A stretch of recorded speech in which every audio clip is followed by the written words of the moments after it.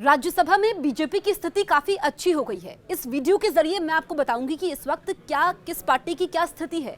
NDA बहुमत से सिर्फ कुछ कदम की दूरी पर है। हमने देखा कि लोकसभा में तो काफी अच्छा संख्या बल है एनडीए का, लेकिन राज्यसभा में बहुमत नहीं है। लेकिन अप्रैल में जो 56 सीटें खाली होने वाली है उसमें से बीजेपी ने 30 सीटों पर जीत दर्ज कर ली है। आप इसको इस तरीके से देखें कि इसमें 20 सांसद तो निर्विरोध चुने गए हैं, जबकि 10 सांसद वोटिंग के जरिए जीत हासिल हुई है। और अब ऐसे में बीजेपी के सांसदों की राज्यसभा में संख्या 97 हो जाएगी, वहीं एनडीए की 117। और हमने देखा कि उत्तर प्रदेश में क्रॉस वोटिंग होती है, 10 राज्यसभा की सीटें और इसमें बीजेपी को अतिरिक्त 1 सीट मिलती है। हिमाचल प्रदेश में भी हमने यही देखा कि क्रॉस वोटिंग होती है, जिसमें बीजेपी को फायदा होता है। तो बीजेपी इस वक्त मजबूत स्थिति में है और ऐसे में बहुमत से कुछ कदम की दूरी पर है। लोकसभा चुनाव बेहद नजदीक है। और अगर हम इस वक्त देखें तो अपर हाउस में दूसरी पार्टियों की स्थिति की बात करें तो कांग्रेस दूसरे नंबर पर है, लेकिन सांसदों की संख्या काफी कम है। कांग्रेस के 29 सांसद हैं। आम आदमी पार्टी की बात करें तो 10 सांसद हैं। तृणमूल कांग्रेस की बात करें तो 13 सांसद है।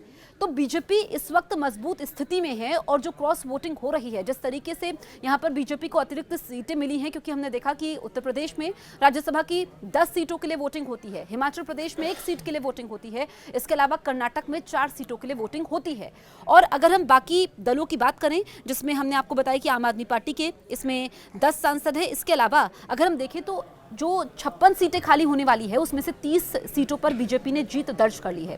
क्योंकि यहां पर अभी तक हम देखें तो बीजेपी को दूसरे दलों पर निर्भर होना पड़ता है। जो क्षेत्रीय दल हैं वो समर्थन देते हैं, तब कोई बिल पास हो पाता है। अगर राज्यसभा में भी बीजेपी के पास बहुमत हो जाएगा तो फिर आसानी से कोई भी बिल पास हो जाएगा। लोकसभा में बीजेपी को दिक्कत नहीं होती है, खासकर एनडीए की अगर हम बात करें। और ऐसे में जो हमने 2014 में देखा, जो हमने 2019 में देखा कि बहुमत के साथ बीजेपी सरकार बनाती है, लेकिन राज्यसभा में अब स्थिति बहुत अच्छी हो गई है।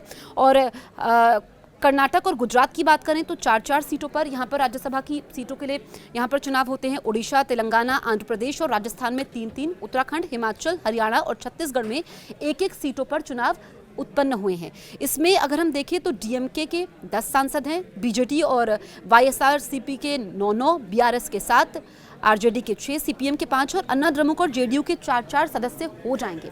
अब इसमें आप ये देखिए कि जेडीयू एक बार फिर से बीजेपी के साथ आ गई है, यानी कि एनडीए एक तरीके से मजबूत स्थिति में है। एनडीए का कुनबा लगातार बढ़ रहा है, जिससे फायदा बीजेपी को मिलता हुआ नजर आ रहा है। और ये जो इस वक्त राज्यसभा में स्थिति है वो एक तरीके से लोकसभा चुनावों की तस्वीर भी साफ कर रही है। पीएम मोदी ने कहा था कि इस बार 400 पार सीटें होंगी।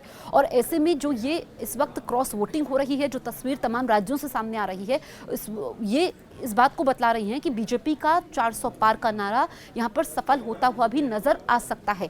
10 मार्च के बाद कभी भी चुनावों की तारीखों का ऐलान हो जाएगा। उससे पहले बहुमत की तरफ बीजेपी का बढ़ना 4 कदम सिर्फ बहुमत से राज्यसभा में दूर है, क्योंकि 117 यहां पर एनडीए के पास ताकत हो जाएगी। और मौजूदा स्थिति में देखें तो 240 सीटें, ऐसे में सिर्फ 4 कदम की दूरी पर है बीजेपी।